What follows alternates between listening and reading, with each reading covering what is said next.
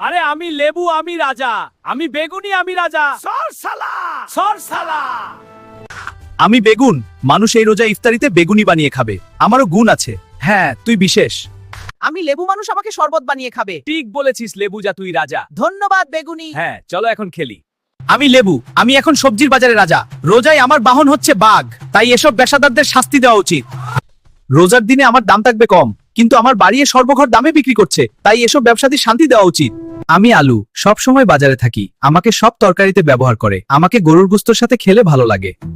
আমার দাম দিন দিন কমে যাচ্ছে, রীতিমতো আমাকে শরম দেয়া হচ্ছে, এটা আমি মানতে পারি না। আমাকে রোজাই তোমরা আলোর সব বানাতে পারো, সিঙ্গারা বানাতে পারো, ছোট বাচ্চাদের জন্য চিপস বানাও, তাও কেন আমার দাম কমবে? আরে আমি কত বোকা, আমার দাম কমলে তো ভালো, রোজার মধ্যে মানুষ কিনতে পারবে, যা গরিব মানুষ তো কিনতে পারবে আমাকে, দাম কম থাকলে, তাতেই আমি খুশি দে।